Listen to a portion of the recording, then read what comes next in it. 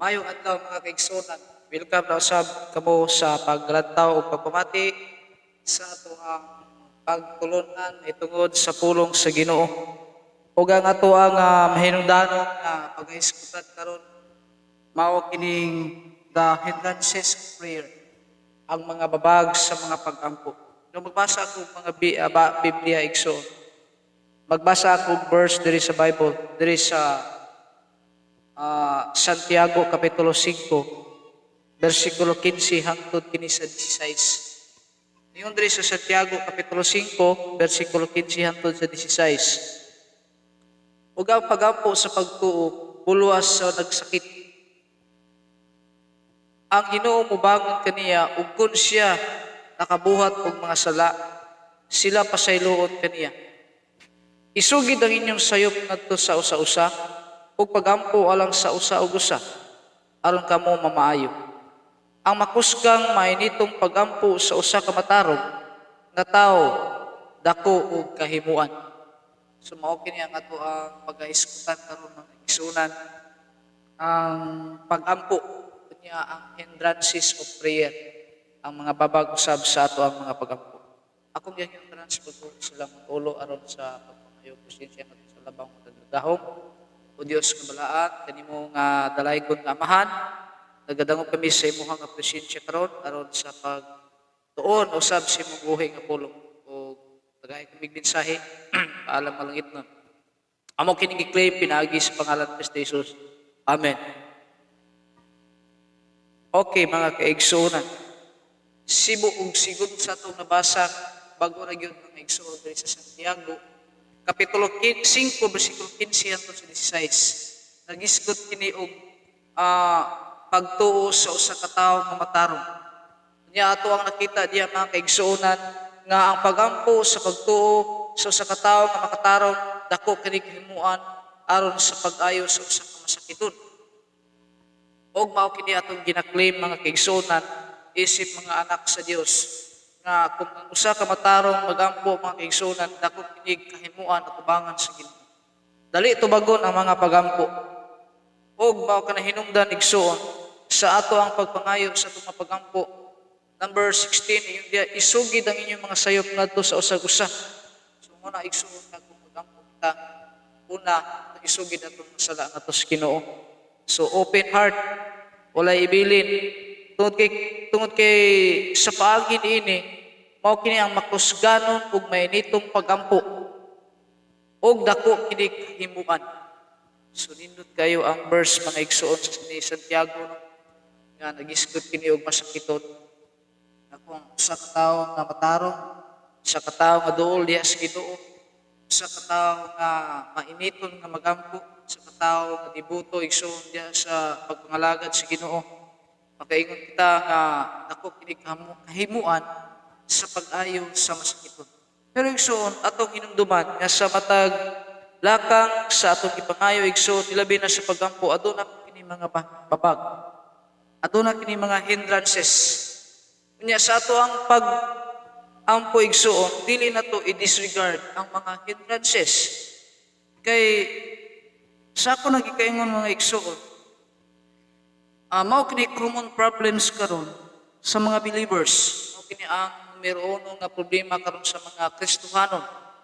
In fact, makita na to nga sa kinabuhi ng Kristohanon, nagtuo ta ang Kristohanon niya, nagtuo ta nga mag-ampo ta, tubagon ta sa Dios, pero wala dito kabalo nga aduna tay mga hindrances. Ug mao ni ang common problem sa kinabuhi sa Kristohanon.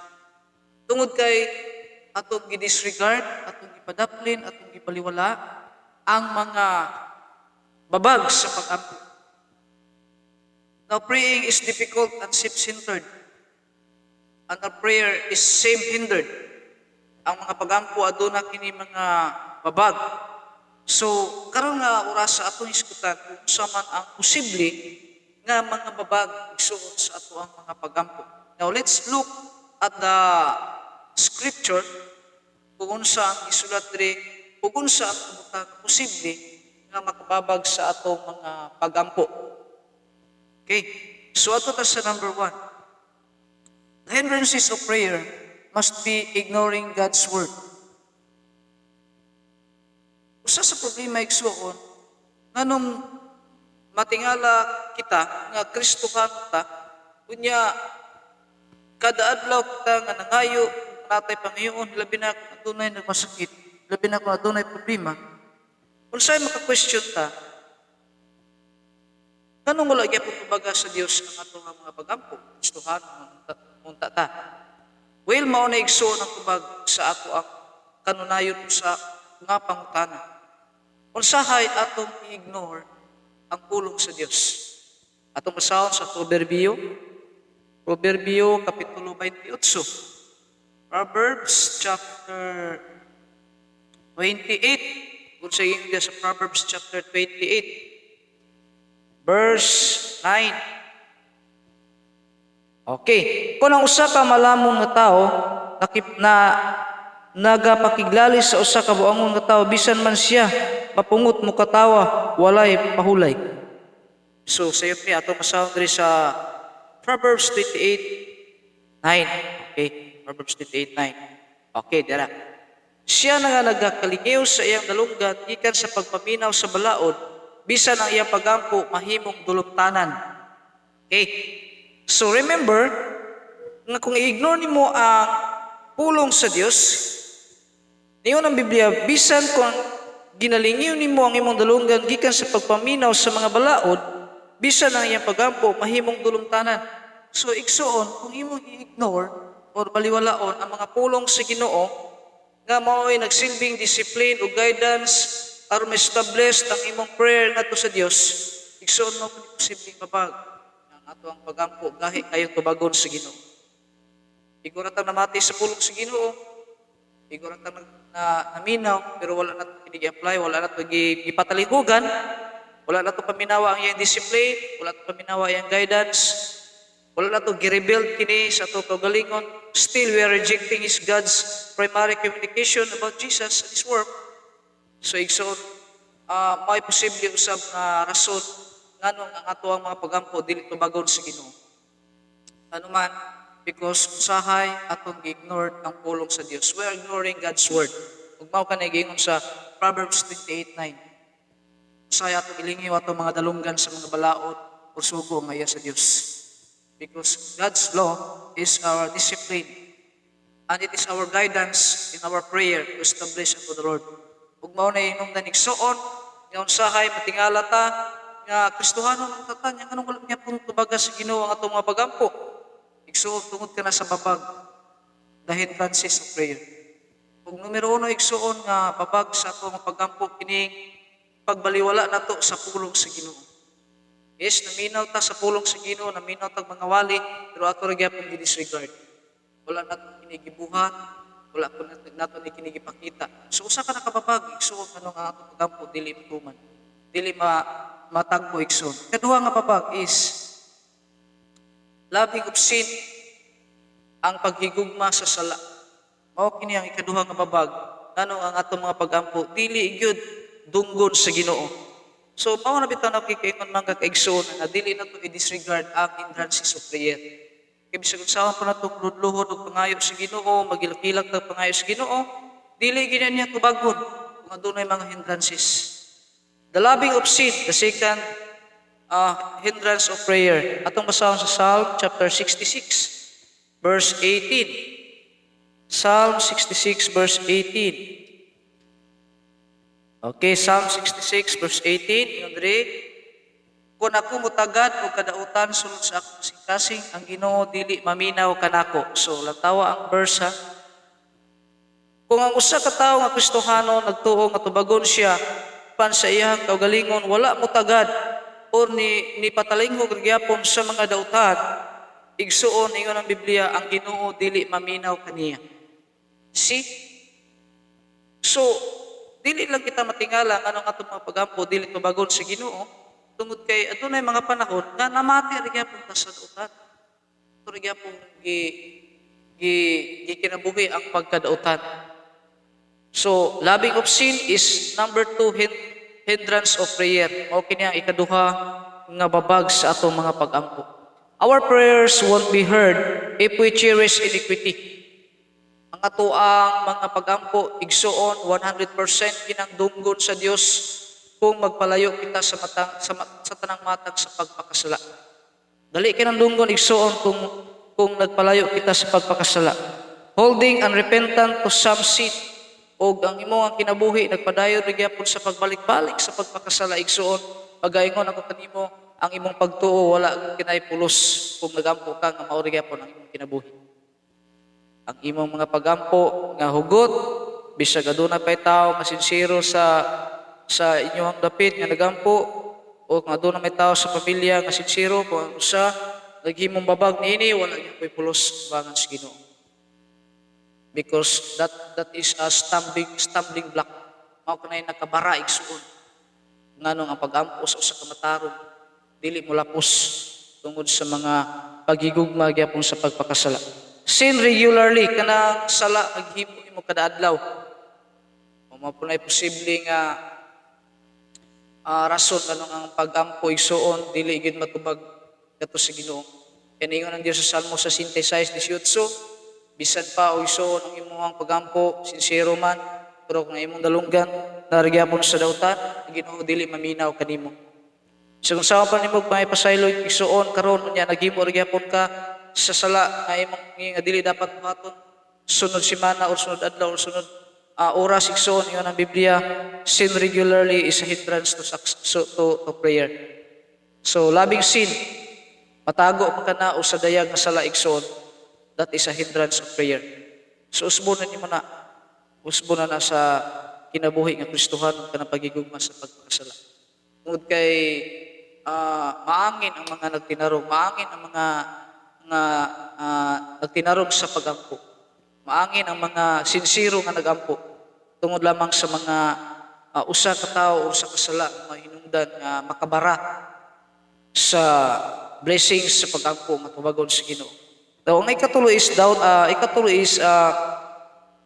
kining gitawag og doubting God. Sa man doubting God? Kana bitawng pagduha-duha. So, nasayod kita nga sa pagampo, sincero nga pagampo ang gipangita sa Ginoo. In fact, ang gipangita ni Santiago sa pag-ingon ni Santiago diri sa James chapter 1. Tumasan sa James chapter 1 verse 7. James chapter 1 verse 7.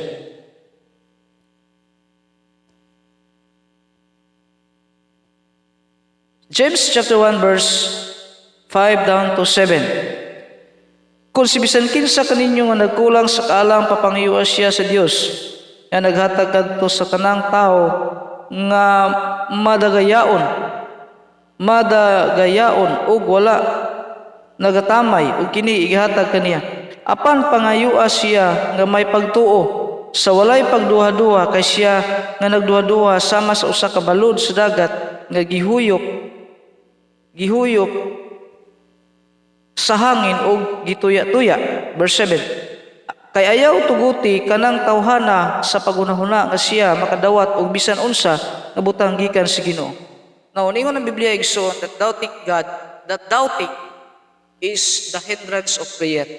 Gani ningon ang Biblia diri sa James chapter 1 verse 5 to 7 nga kung usa kuno ka tawo nagunahuna nga nangayo sa Ginoo nga may pagduha-duha, yun ang verse 7, ayaw na lang pagdahom, ayaw na lang pagunahuna na aduna kay tubag na makuha kadto sa Ginoo. Now, simple igsoon sa ato ang tawhanon nga pagunahuna. Ang Ginoo nagkinahanglan kung magampo ka, bigyan ta perfect faith o big faith, dako ang pagtuo. O ang posible nga hindrance igsoon nga nung dili tubagon sa Dios unsay atong mga pagampo is we are doubting. We are doubting God. We are doubting the power of God. We are doubting kung unsa ang mabuhat sa Dios. Nagduwa-duwa kita kung unsa ang mahatag sa Dios. So mao pa na ang posible usab nga babag sa tuhang mga pagampo. So ang doubting normal ginaigsoon magduha-duha sa tao. So dili lang sa material, dili lang sa physical, but namin gina sa spiritual. Di mo na ito naikatingala. Usa na si Thomas igsoon. Ang example diri sa Biblia. Gani nakita na to ang kinabuhi ni Tomas nga puno gyud siya sa pagduha-duha. Dili man to na ikaila-igsoon nga napo na sa tuwang henerasyon karon. But instead of doubting, kung mangayo malang deta igsoon, importante nga pagpangamuyo igsoon, nga Panginoon nga to sa Ginoo. Ato na lang ihatag ang full pagtuo gid igsoon nga dako. Kung kaya ang pagduhay-duhay igsoon, mao ka na ang minunta sa 100%, na nasa 50% nga maabot o tubangan sa Ginoo. Nga naman, you are doubting, gadwa-duha ka sa pagpangayo sa Ginoo. Now, number last is, kining gitawag og number 4 is, the hindrance of prayer is the wrong desire. Usay po mga kaigsunan, ngano ang atong mga pagampo nga usay dili dunggon sa Ginoo tungod kay we are praying a wrong desire. Usay po sayop ang atong pagpangayo. Sayop ang atong pagpangayo igsoon. Wala pa matingala nga sa pila kay gayon nga nagampo ka niya nabutanga wala gihatag sa Ginoo because that is a wrong desire. Sayop ka na nga pagpangayo. Ug kanang sayop nga pagpangayo igsoon dili gid ay hatag sa Ginoo ngano man dili na para nimo. Ato masahon sa James chapter 4 verse 2 og 3. Kamo nagkaibog ug wala nakag-angkon, kamo nagpatay ug nagtinguha ug magaangkon ug dili magakuha. Kamo makig-away ug nakigubat apan sa gyapon wala nakaangkon tungod kay kamo wala nangayo. Kamo nangayo ug wala nakadawat tungod kay sayop ang inyong pagpangayo aron kamo mag-usik-usik niini sa inyong mga kaibog. So sa igsoon, reasons po nga ang Dios dili motagbo sa atong mga prayers, it is because of our wrong desires. Tungod sa ato ang mga sayop na pangayo pagpangayo igsoon. Now, dili man Ginoo sayop na mangayo tas Ginoo, pero ang sayop na igsoon na kung nangayo ka nga dili mo needs. Sayop na nga nangayo ka nga dili mo gikinahanglan. So ang Dios sa dili pa ka mangayo, sa wala pa ka mangayo niya, nakabalo na siya kung unsa ang imuhang gitinguha o gipangayo ngadto kaniya. Unang igsoon nga kung mangayo ka nga wala po sa iyang plano, wala sa iyang inughatag diya kanimo, so ayon na pag-expect nga tagaan ka sa Ginoo. Sometimes, ito na may mga Christians nga na igsoon, na kung dili nila ang ipangayo, dili ihatag sa Ginoo, ka namang luod. So, dili po na, sayo po na siya. So, kung wala ihatag sa Ginoo, nagpasabot na ang wrong desire ang ipangayo, dili mao. So, sayo pa pagpangayo, usa ka naghinungdan nga dili ihatag sa Dios sa itong pagampo. Ug mao po di igsoon timani, the wrong motives, ang sayop ng motibo. E posible nga kana kung ihatag na sa Ginoo, basi mulihis ka o mapalayo ka sa pagpangalagad. Kasi mo na hinungdan nga, di na ka mangalagad sa Ginoo. For example, nangayo kag salakyan. Example, example lang ito nangayo kag motor. So, ningon Ginoo, nangayo mo kung anak ng motor. So, ihatag na sa Ginoo ang motor. So, kung ihatag sa Ginoo ang motor, kay gamiton sa pagsimba, kasi bagbaw na time po nga, matagan ka dili nung ka makasimba. Parada na ka, nagsuri-suroy lang ka. Imo lagi gamit sa lakwatsa, imo lagi gamit sa walay pulos, igsoon, mo po na igsoon, gitimbang-timbang na nadaan sa Ginoo. God is God of perfect. Dili tam tingala na. Muna kung mangayo ka, dapat nataon na sa Ginoo ko, asan mo gamiton, o kung saan mo nga maong butang. So, that is a hindrance of prayer. So, atong timang-timbang kung mangayo ka. So, balik tayo igsoon sa ito mensahe katong James chapter 5 verse 16 o 17. Ano ito mo-focus sa gitawag o pagpangayo. Pagampo sa usa ka tawo nga mataro balik. So katong isgutan ko gina is the hindrances of prayer to. So ako i-recap igsoon, the hindrances of prayer number 1 is ignoring God's word. Imo ri gyapon gibaliwala ang pulong sa Ginoo. That is a hindrance of prayer. Number 2 is loving sin, ang pagigugma gyapon sa pagpakasala. Unrepentant sin, kanang gibalik-balik na imo og buhat halos kada adlaw, that is a hindrance of prayer. Alang sa kasayuran para makibalo ka kung Kristohanon ka. So imo nang gibuhat repeatedly kada adlaw, imo gibalik-balik, makibalo kang sala na, igsuon numero 1 na reasons ang dili tagbuon o tubagon sa Ginoo ang imong mga pagampo. Bisan pa maangin kadtong mga nagtinarong sa pagpangayo sa pagampo sa Ginoo. Number 3 is doubting God. Pagduha-duha kadto sa Dios. Ikatulo is wrong desire. So ato ta balik sa James chapter 5 verse 17. James chapter 5 verse 15 down to 16. ug ang pagampo sa pagtuo moluwas sa managmasakit. Ug ang Ginoo mobangon kaniya ug kun siya nakabuhat og mga sala, sila pasayloon kaniya. Igsod i-claim ni nga verse. Kung nakaskay ron nga nagproblema ka, naa kay mga problems in your life nga dili masulbad ug tawhanon nga pagsulbad, kung naa ka sa sitwasyon karon nga grabe ang problema, igsuon adunay nagmasakit sa imong panimalay, adunay nagkaproblema sa panimalay, i-claim ni nga verse. If you are a Christian, claim this verse. Tungod kay ingon ang Biblia dito sa Santiago, ang pag-ampo sa usa ka taong matarong dako kini kahimuan at tubangan sa Dios. But remember lang. Do not disregard the hindrances of prayer. Bagay ko na ko kanimo igsoon na kung imong wala nimo gidisregard ang mga hindrances of prayer, bagay ko na ko kanimo 100% kubagod gid sa Ginoo ang pag-ampo. But igsoon kay man diri. If you are a good Christian, wala kay gibuhat sa mga hindrances of prayer, kunya natingala ka nga wala gyud tubaga sa Ginoo imong pag-ampo timan nila ni. Remember that God's plan is not our plan. Ito giginunduman nga ang plano sa Dios dili posibleng ato ang plano. Basig dili pa na karon ang nakatubagon sa Ginoo imong mga pag-ampo. Yes, tinuod makayong kas magigalingon. Gito gibuhat ko ng tanan, nagpahilayo ko sa tanang matang sa mga hindrances, pero nganong wala gyapon nimo tubaga Ginoo ako nga pagampo. Yes, posible na ang mahitabo sa kinabuhi bisag Kristohan ka, pero ingnon ti kaigsoon. Our thoughts will be God's thought. Ang atong unahuna dili posible unahuna sa Dios. Layo ang kita sa unahuna sa Dios. Ilabi na ang pamaagi sa Ginoo dili posible ang pamaagi kanato. Og timanini ang plano sa Ginoo dili mausab.